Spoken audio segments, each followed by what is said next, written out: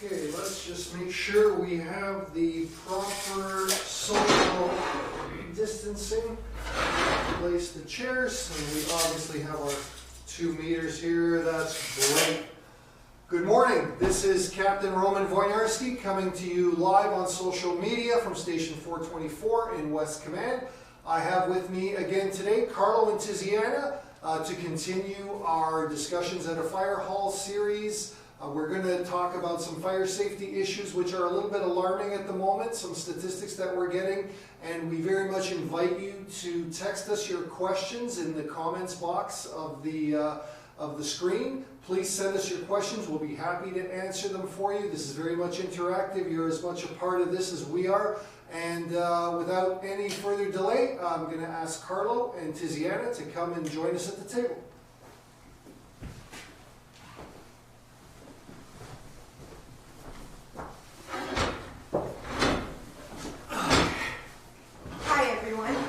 Good morning, and thank you for joining us today. Today we're going to be talking about something which is occurring because there's more people staying at home because of the current situation that we're all facing. There's more things that are occurring now at home that normally wouldn't be happening because people are at work. But now, since we're at home a lot more, there's something which is causing more fires, more than what we would normally expect. And it's usually located in one room. What room is that? Kitchen. The kitchen, yes. Cooking fires. Cooking fires, yes. We need to be very vigilant when we're in the kitchen cooking because we get a lot of interruptions when we're in there. That's and right. That causes us to move away from the stove and taking care of whatever the interruptions happen to be. So therefore, we need to be more vigilant when we're in the kitchen. Right, so when we do that, we usually end up having a general message that we tend to tell people. I know when we go out to seniors' residences, or even when we're teaching in schools, like grade 6, 7, and 8s, because most of the times they're taking care of their little siblings, we keep a standard, simple message. It's something which is very easy to remember. It's look while you cook. Exactly, that is the message. We always use that. It's our slogan. Right. And look while you cook. Right. So for me, when I hear that message, to me that means that I need to always stay there. Like if there's any interruptions, turn off that stove. It could be the children, if you have kids and the kids are needing some assistance, turn off the stove if you have to leave the stove. Right. If the telephone is ringing, turn off the stove. If there's something interesting on the television and you're in the kitchen and you hear it, turn off the stove if you're going to leave the kitchen. Right. It doesn't, if you have to go to the bathroom, turn off the stove. It doesn't matter if you're leaving any cooking unattended, turn off the stove. So Very it's simple. basically dinner can wait, right? Everything can wait. Right. It's better to end up having a cold meal rather than end up having your house burned down. Exactly, exactly. So when we are cooking, there's usually a few things that we can do to end up making sure. Now, say for example, when you're taking out your pot, what else should we take out with it? Oh, we should, if we're taking out our pots and getting ready to cook, take the lid along with the pot. Yes. Okay? Because if you end up with a small fire, get an oven mitt, get the lid of the pot, and put that lid on the pot. What does that do exactly? That will end up eliminating the oxygen, because in order for fire to live, we need 3 things. It needs 3 things to live, right? We call that the fire triangle. Fire triangle. The fire triangle. Right. So 3 things to live. Make sure that that fire triangle, it needs the oxygen, the fuel, and it needs the heat. Right. So when we're putting that lid on, that lid, it's taking away a part, one side of that triangle. It will take away the oxygen because it'll all use up all that oxygen that's in there. Right. When we're turning off that stove, we're taking away a second part of the fire triangle, which is the heat. Right. Right? So by shutting off the stove, we're removing the energy of the fire. By putting the lid on top of the actual pot, we're eliminating the oxygen. Exactly, So we're attacking that fire on two fronts. exactly, on two Right. fronts. So that's a So good thing. one other thing I want to point out is sometimes we have frying pans that Ah. we're using and they have no lid. So Right. when that happens, what you want to use is an actual metal cookie sheet. No. It's got to be metal, and you use the smooth side of that cookie sheet. Mm-hmm. Okay, and then the same thing applies. Get that oven mitt, get the cookie sheet, slide it over top of that frying pan, and turn off the stove. Good, Right. good. Those are great Same points. thing.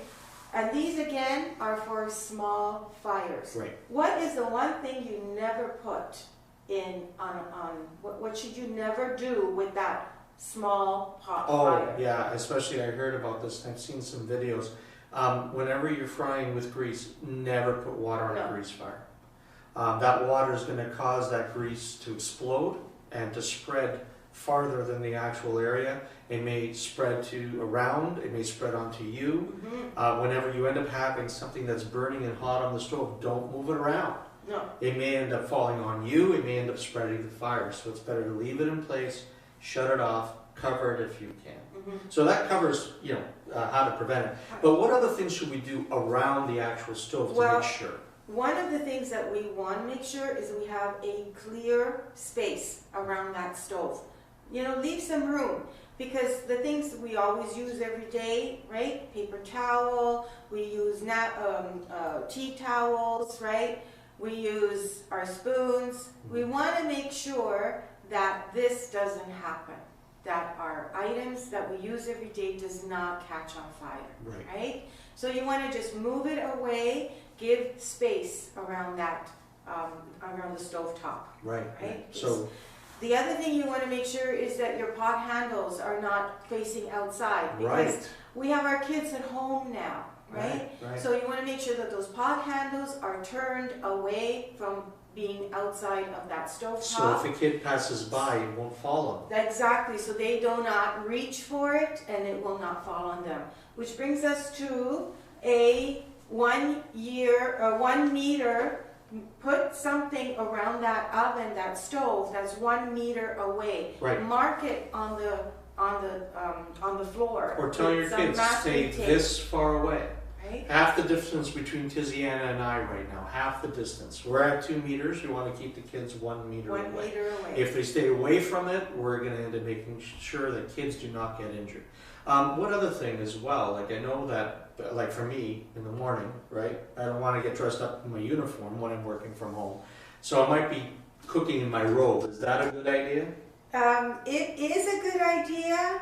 You just want to make sure those sleeves are taken right, care the of, sleeves. right? The sleeves. Right. You want to make sure if you've got those sleeves that are hanging low, Right. you want to make sure that they are not hanging low, that they are, and if you cannot pull up your sleeves, Mm-hmm. right? You can always roll them your up. sleeves. Right. Get it up out of the way. Okay, out of the way. Mhm. Now, sometimes you're not able to roll those sleeves because they are really Long. long. Right. Yeah. Grab an elastic band. Oh, that's a good idea. Put elastic band around it to keep it in place, and you can just pull up the sleeve. And that way it won't catch on fire as you're cooking. So Okay. that's what you don't want to happen. Okay, so if we do end up having a fire, and if it begins to get away from us, like it's not a small kitchen fire, what's the best thing we should do? Escape. Escape. We Right. have a slogan. Another slogan. Another slogan that we say, and that slogan is "Get out, stay out." So Get if out you and stay out. find if you find that fire has gotten too big, Mhm. you're not able to put a lid on it, get outside. Right. Just get outside, and you stay outside, and you call 911. the magic number Right. 911 from outside. Now, should it be anywhere, or should we have an established spot for that? Like I know that What are in you schools. thinking? Well, in schools, I know we do fire drills.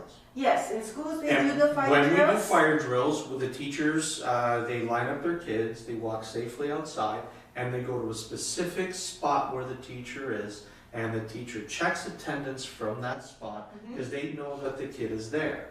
But we should do the same when we're at our houses too. So we should pick a spot, right? Yeah. What would be a good idea of a spot where we can meet? Well, at my home, they just planted this tree last year. Something permanent. Permanent, it's gotta be something that's not gonna move around. Yeah. So you can use a tree, right? End of the Which is what driveway. I have. The end of the driveway. You could use the sidewalk that's in front of the house, Good idea. right? Something that's not gonna move around. Like even in a condo building, when they get outside, go to a parking spot. Like they have visitor parking spots, go there. So that's a good idea, which we have been doing. That. So whenever we ever have that, we have to know that we get out and stay out, we call 911, and we go to the meeting place. Go to your family meeting spot. Great, cool. Right? And the kids are aware of this because at school they have their classroom meeting spot. Right. So now that these kids are home, you can do the family meeting spot at home. Okay? Great. Now we're going to switch subjects just a slight bit now. We already talked about kitchen fire safety, but before we go on to that, this is a live interaction thing. In the comments, I'm not exactly sure how it works, but you can type in your comments. Send us some questions. We have no problem answering them, and we would love to interact with you. So please, I think it's below. It probably ends up having a place where you can end up typing up your questions. But another thing which we're going to be talking about today is smoking fire safety. Now, smoking fire safety is the leading cause of fire fatalities in the province of Ontario. Kitchen is the highest amount of fires that occur in Ontario, but the leading cause of fire fatalities happen to be smoking.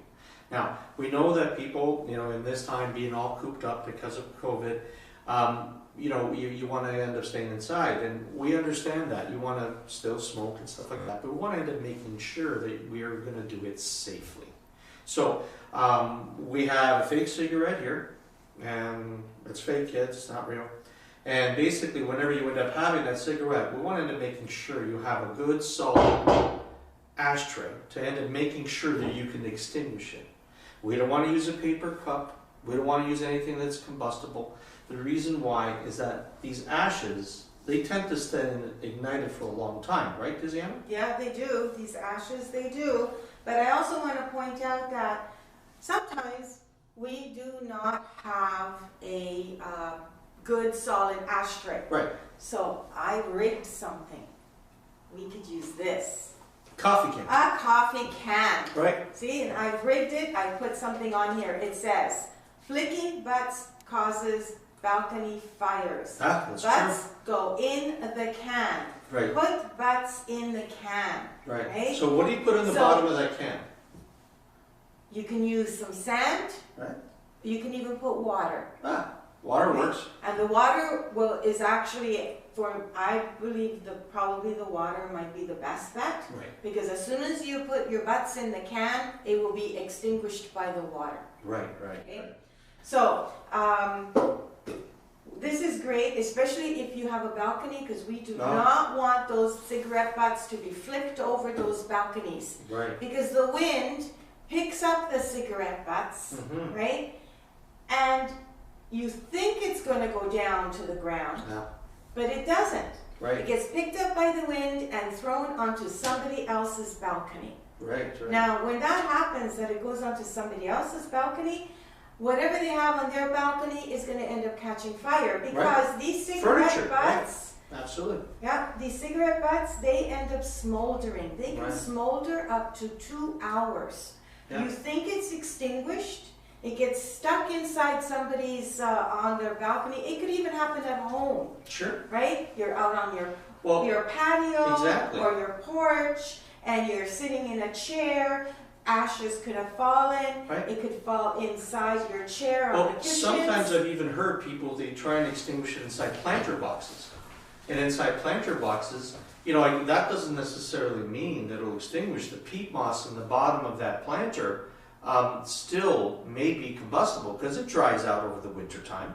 It may not be, it may not be humid in the actual soil, so it may actually cause a fire. So we don't want to put it inside that. It's better to put it inside the proper receptacle Yeah, with either the sand or the water. definitely, proper container. Right. Metal tin can Mhm. or a glass ashtray. Great. So we covered 2 of the items now that we end up doing. And one thing which we also want to end up doing always, whenever you're smoking, never smoke when you're falling asleep. Because everyone's tired. They come home from a very, very difficult and hard shift, especially now where our minds are pretty filled with thoughts and, you know, we're worried about our families and it takes a toll on you. And of course you're going to want to fall asleep sooner.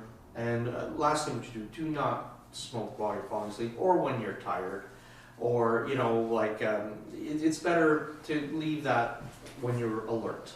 That's the most Sometimes important you can thing. actually feel yourself falling asleep. Yep, yep. So if you start to feel yourself falling asleep, just butt out. Right. That's Butt it out. Butt it out. You can have another cigarette tomorrow. Yep. So, again, we've hit us up with a few questions on the bottom of that. Do we have everything else? One more thing I just want to Okay. reiterate again, and I know we touched on this before.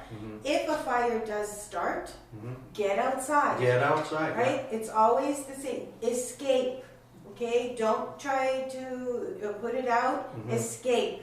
Get Right. outside, stay outside, and dial that emergency number. Right, great. 911. Actually, and also remember, also for cooking, look while you cook. Look while you cook. Right, and also one extra tiny little thing that we're going to be talking now, just a small little thing before we start taking questions.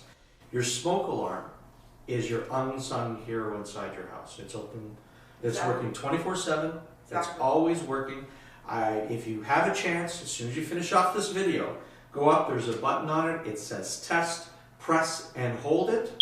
It'll start making a very loud and annoying noise. It's loud and annoying on Extremely purpose. loud. Yes. It's there to wake you up in the middle of the night to make sure you get out. Make sure that the batteries are working. If not, then replace them. It's very simple. If you replace the battery and it's still not working, time to buy a new one. So, okay. What's the lifespan of that? Oh, What's actually, the lifespan of a very good smoke point. alarm? I don't know whether you can see this maybe or not, but on the side of it, usually printed, on this one here it says replace by 2029. A lot of people don't know this, but smoke alarms actually end up having a shelf life. The sensor inside here degrades over time. And as it gets closer to that year, it becomes desensitized even more and more. The last thing which you want is to end up having a smoke alarm that's not sensitive enough to let you know that there's a fire. So take your time, buy a new one. They're generally they're generally available, and there's 3 different types. You can get carbon monoxide and smoke alarm combinations. You can get carbon monoxide detectors separately and also smoke alarms separately, but there's a large variety. Your hardware store associate can help you pick them out. They've got a lot of great information. So that pretty much covers what we want to talk today. And seeing as everybody is, most people are home, also keep in mind, test those smoke alarms. Yeah. Test them every week. You want to make sure that they are working, and we change those batteries twice a year. Twice a year, right. Twice a year we change those batteries because we want to make sure that they are always working Right. properly. We want to make sure they're working properly. Okay, so now it's coming up for questions. Any questions? Roman, have you seen any Yes, questions? yeah, we've got actually a whole pile of questions here. First question comes from Art. Thank you, Art, for the question. When you mentioned about extinguishing a cigarette in a can, what about cardboard cans, or I guess any sort of combustible receptacle for that matter? What's your advice on that? Well, I think the clear word is combustible, right? We don't want anything combustible. And cardboard is combustible. Yes, Oh, it is. So definitely. the last thing that you want is you want to end up making sure you put it in a non-combustible can. Or even, say, for example, you can get an old glass and fill that with water or sand. The glass is a non-combustible surface. Yeah, as the well. ashtray is heavy glass. Yeah, it's heavy glass, right? You can tell it's very thick and Okay, solid. so it's not going to burn. Yeah, you want to get something that will not burn. But a Well, like cardboard can might. So definitely No cardboard can. Just Right. just to talk a little bit combustible material. Any Okay? combustible So that material. means anything that's gonna burn, A plastic anything that's container, gonna a catch plastic on can. fire, Right. anything plastic, Yeah. anything cardboard, anything paper, anything material, right? Those are combustible materials, Exactly. combustible things. They will catch on fire. Yeah. So Right. we want to use things that's non-combustible. Perfect. Right. Great. Okay. Another smoking question from Frank. Frank's from Toronto, and he says he lives in a high-rise building that doesn't have a balcony. His wife doesn't let him smoke inside the unit, so he goes into the stairwell and he has a smoke in the stairwell. Wondering if that's okay. Well, you'd have to end up checking the rules and regulations of your condo. I believe that you're allowed to smoke within your unit, but I believe the stairwells and the exit corridors are public space. And there may be specific rules and regulations that you can't smoke in those areas. You'd have to check. Is that right? No, I don't think anybody should be smoking in those. You need Right. to check, definitely You need to check. I'm not sure. and make sure. But your own unit, your own apartment, that's your own. Yeah, that's your private abode. And you're able to smoke there. Right, right. Okay? So yeah, and also like inside the what a lot of people don't know is that inside the actual stairwells of the building, there's actually smoke detectors located in the stair shaft at interval levels. So by you setting off that smoke alarm, you're not setting off the smoke detector. Sorry, my correction. You're putting the whole building into alarm. Now, I know, Frank, you want to smoke. Take the extra steps. Go outside. That way, you don't want to wake up the whole building by having that one cigarette. So I would suggest going outside. Okay, good. Yeah, that's great. Frank, remember that. Some of your neighbors too might decide it's great to smoke in the stairwell, but as Carlo and Tiziana say, absolutely not. And I think there's even a city bylaw in place forbidding that. So don't Right. risk getting a ticket or setting off the building's fire alarm. Right, right. Excellent. Okay. Cooking question this time from Betty. Betty again from Toronto. Betty is a senior, and Betty's asking, she cooks for her family a lot, for her grandchildren, and she has a trick she uses when she's cooking and gets distracted. She'll take a spoon or an oven mitt with her to answer the door or talk on the phone, and I guess she's wondering, is that okay? I don't know. I don't think so. I think the best thing, turn off the stove. Right. Okay. Then you don't have to worry about remembering. Yeah, you don't need to worry. That's a good point. You yeah. don't know, you think a conversation is only going to take 2 seconds, and it ends up being 2 hours, okay? Because of the caller, the person that's on Sure. the phone, right? So, no, just turn off the stove. Better to be safe. As we said, as Carlo mentioned before, dinner can be late, Right. right? Lunch can be late. If you're cooking for your family, they can wait, right? Just turn off the stove. Right. Absolutely. Okay, good. Thank you. All right. So that's pretty much it for today. Thank you very much for the people who gave us these questions. We enjoyed it. We love talking to you about these items. And we're going to be doing a larger series. And we're not just going to be talking about kitchen and smoking fire safety. We're going to be talking about a whole bunch of items. All different items every single time. But we would love for you to join us again.